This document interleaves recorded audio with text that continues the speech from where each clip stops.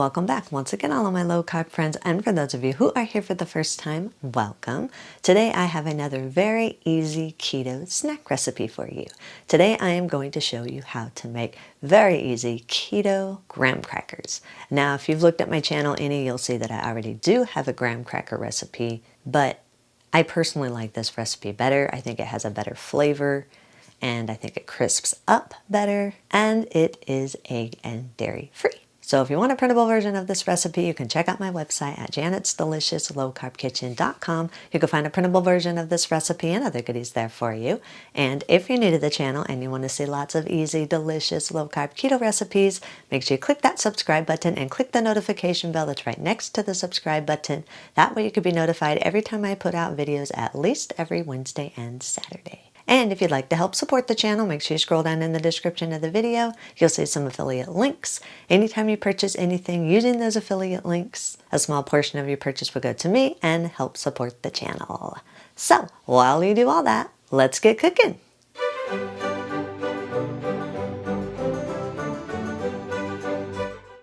Preheat your oven to 375 degrees. Line 2 large baking sheets with parchment paper and set them aside for a minute. In a small bowl, use a fork and stir together 14 grams or around 2 tablespoons of finely ground flaxseed meal or chia seed meal. Add 75 milliliters or around 5 tablespoons of room temperature water. Use a fork and stir the water and the flaxseed meal together until everything is fully combined. Then set it aside and let it rest for at least 10 minutes or until the mixture is a gummy type texture.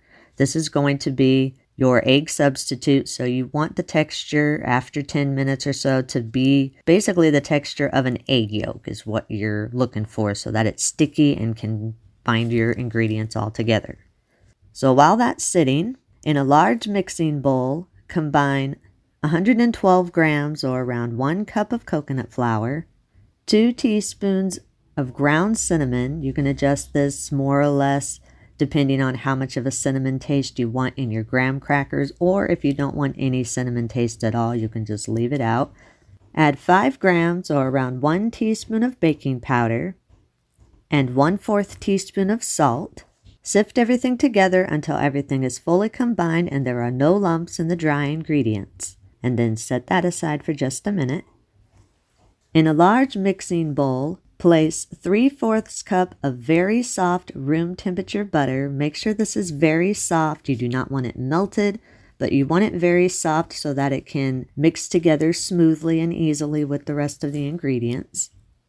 Add 75 grams or around 6 tablespoons of the brown sugar sweetener of your choice. I'm using brown monk fruit sweetener. You can use whatever brown sugar sweetener you want. You can also adjust this more or less depending on how sweet you want your graham crackers. Beat everything together on low for about 10 seconds or just until it starts combining.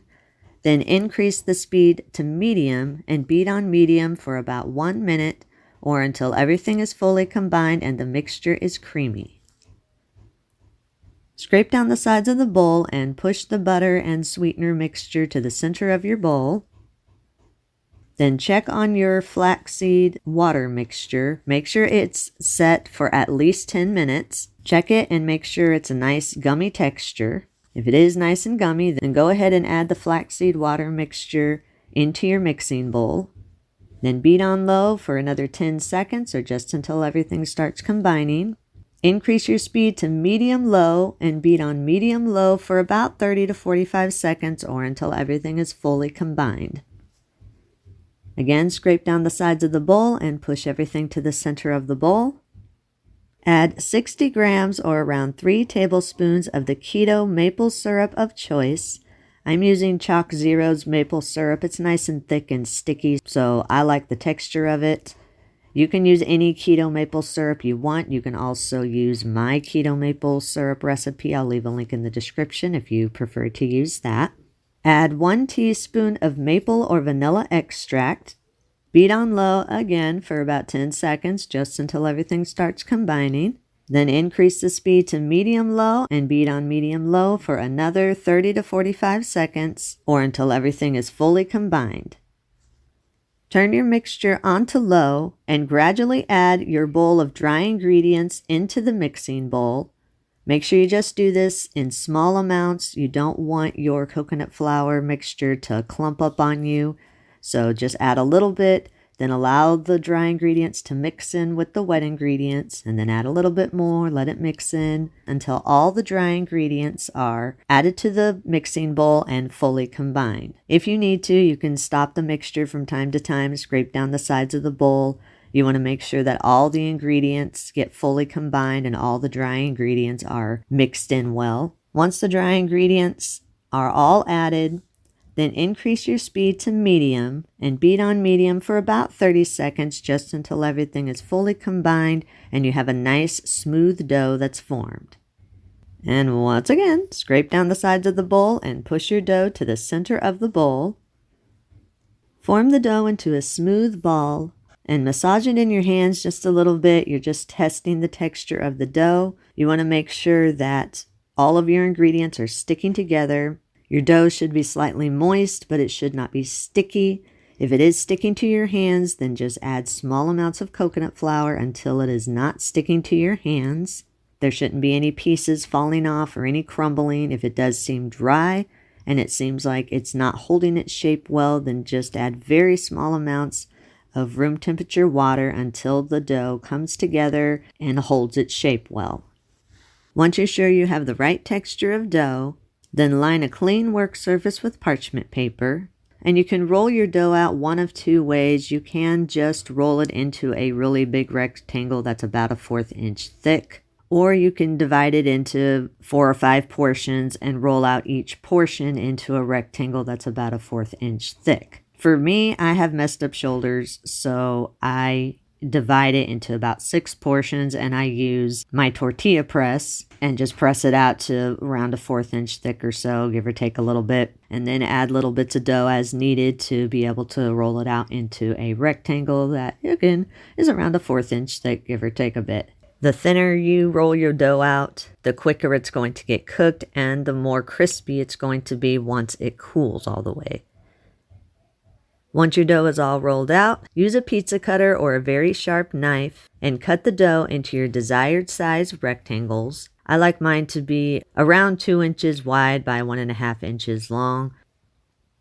Once your graham crackers are cut into the size that you want, then use a spatula and transfer your graham crackers onto your baking sheet. Make sure your dough stays smooth at all times and that you don't have any cracks. If you do have any cracks as you're rolling the dough out, just use your finger and rub the crack out.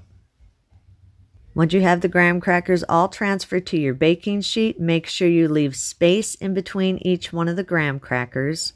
Then use a fork and poke around 2 to 3 rows of holes into your graham cracker. Once you have the holes poked, then place the baking sheet into your preheated oven. Bake at 375 degrees for 10 to 12 minutes or until the graham crackers are golden. Once the graham crackers are done baking, remove them from the oven. They still will be very soft, but they will firm up as they cool. So allow them to cool on the pan for at least 15 to 20 minutes so they can firm up. After 15 to 20 minutes, they still will be soft, but they will continue to firm up as they cool on your rack. So use a spatula and transfer them to a wire rack and allow them to continue to cool on your rack for at least 2 hours or until they are completely firm. Now, ideally, you want these to dry out completely overnight to get the best texture. Coconut flour requires a lot of binder and a lot of moisture. So if you want anything that's baked with coconut flour to have a firm, almost crisp type texture, you have to let it dry out at least overnight. We are back. I have let my graham crackers cool and dry overnight. They are nice and crisp. Hear that? Knock on wood. Now, if you've looked at my other graham cracker recipe and you've seen that the other graham cracker recipe is dark like a traditional graham cracker and these ones are a little bit lighter, it's simply because, among other things, the other recipe is made with eggs. And eggs, when they are cooked, they make your baked goods darker. That's the biggest difference between these two, besides the taste. But it doesn't really matter the color, it matters the taste. So, let's see what this tastes like.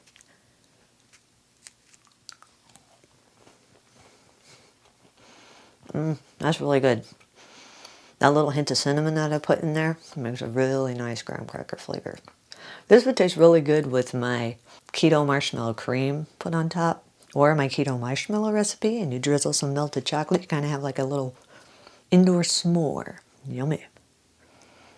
You can eat these immediately. If you do have any leftovers, store them in an airtight container at room temperature for up to 5 days, or store them in an airtight container in your refrigerator for up to 1 week.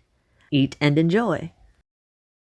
And that's our recipe of the day. I hope you enjoyed it. If you did and you want to see more videos like this, make sure you click that thumbs up like button, click that subscribe button, leave me a comment if you want to. Let me know if there's any recipes that you'd like to learn how to make, and I'll do what I can to get those out there for you. And as always, keep cooking.